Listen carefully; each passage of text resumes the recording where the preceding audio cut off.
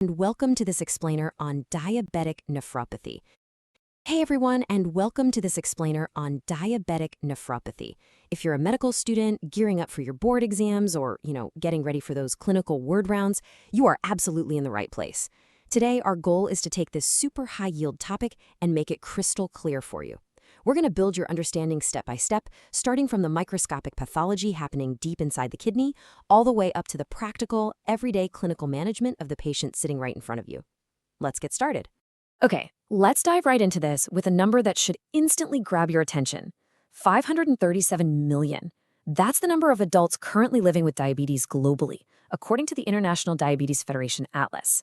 This isn't just some small subpopulation, right? This is a massive global burden, and it creates an immediate, pressing clinical urgency for every single one of us in the medical field today.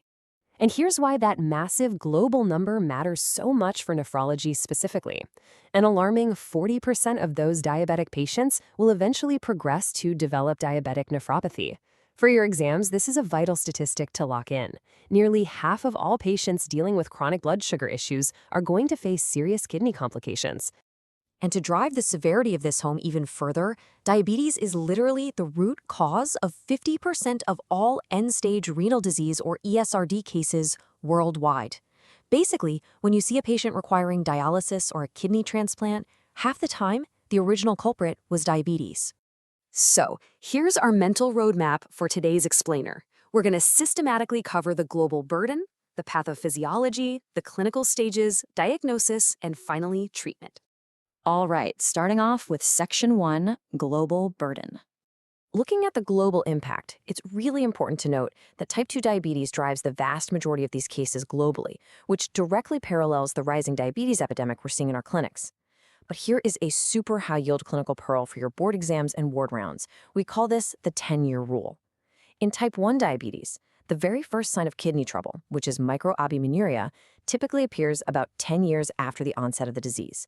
Remembering this 10-year timeline helps you know exactly when you need to start aggressive screening. Moving right along to Section 2, Pathophysiology. To truly understand the clinical symptoms, we first have to zoom in and look down at the microscopic level to see what sets up this vicious cycle of kidney damage. In simple English, here's what happens initially in the diabetic kidney. First, we see renal hypertrophy. The physical size of the kidney actually increases by up to 40% within the first few years. Second, and this is a major concept to grasp, glomerular hyperfiltration. The glomerular filtration rate, or GFR, actually rises 20 to 40% above normal because the afferent arteriole dilates. Now, I really want to point out that this hyperfiltration is a very early and, crucially, completely reversible hallmark of the disease. Finally, we see the glomerular basement membrane, or GBM, begin to thicken from around 300 nanometers to over 400 nanometers, and that completely ruins the kidney's ability to filter selectively. And this brilliantly illustrates exactly how those initial changes just spiral out of control. This is the vicious cycle of diabetic nephropathy. It's a 4-part self-amplifying cascade that's kicked off and then sustained by chronic hyperglycemia.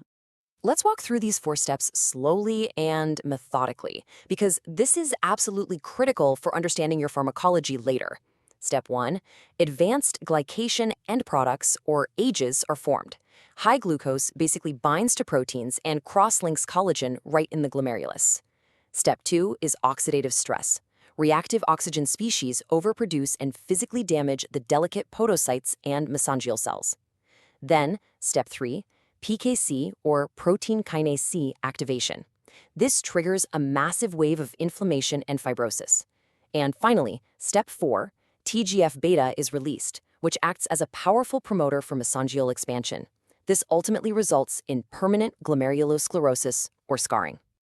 I want to pause for just a second here to highlight this quote from Harrison's 22nd edition. These pathways are interconnected and synergistic, not independent. I want to make sure you guys understand that this isn't just a list of isolated facts to memorize for a test. This is a continuous, looping cycle of damage. One step directly feeds into the next, just amplifying the destruction of the nephron. All right, let's jump to Section 3, Clinical Stages. Now that we know what's happening inside the cells, what does this actually look like in the patient sitting in front of you in the clinic? Let me guide you through this timeline. In stage 1, at year 0, we have that asymptomatic reversible hyperfiltration we talked about. By years 5 to 10, the patient is in stage 2, the silent phase. Their labs look total normal, but a biopsy would actually show that thickening basement membrane. Then we hit stage 3, usually around year 10. This is microalbuminuria. Please note the UACR value here, 30 to 300 milligrams per gram. Stage 4 is overt nephropathy, occurring around year 15, and this is defined by a UACR strictly greater than 300 alongside a declining GFR.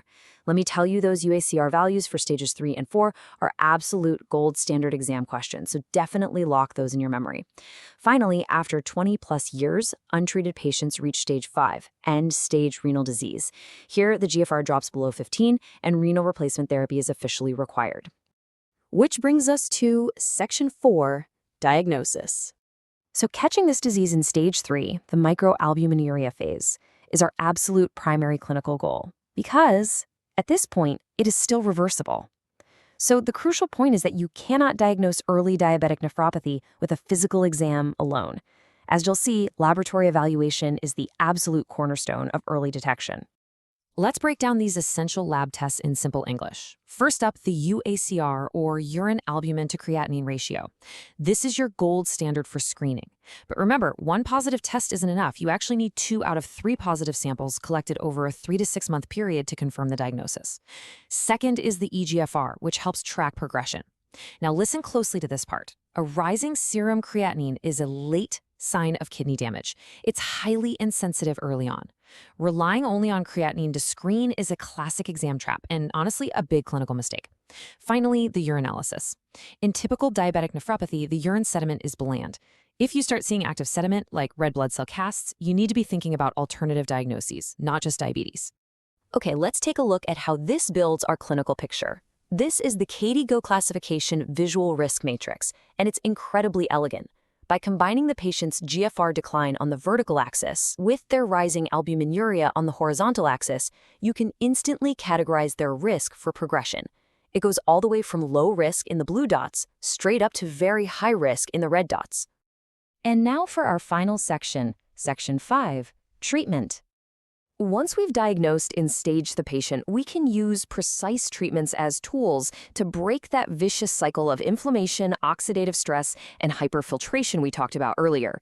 But before we even get to the fancy drugs, you absolutely must hit your baseline targets and lifestyle modifications.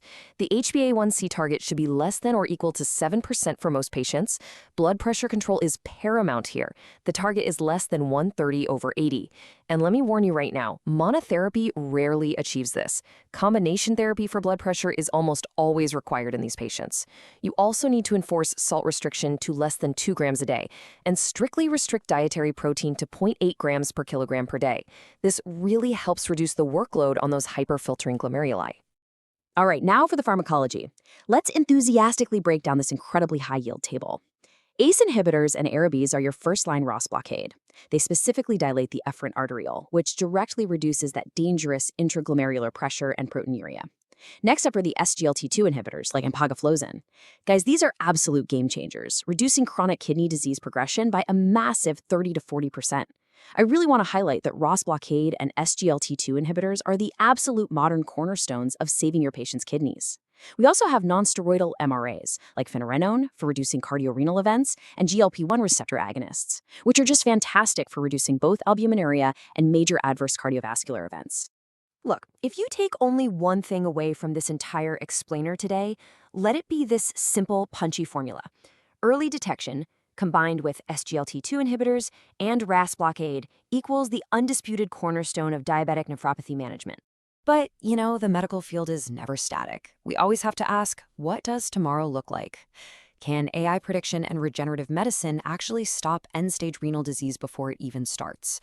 With machine learning models integrating multi-omics data for early risk prediction and some absolutely incredible preclinical investigations into podocyte gene therapies and bioengineered kidney organoids, the future of nephrology is looking incredibly bright. Thank you so much for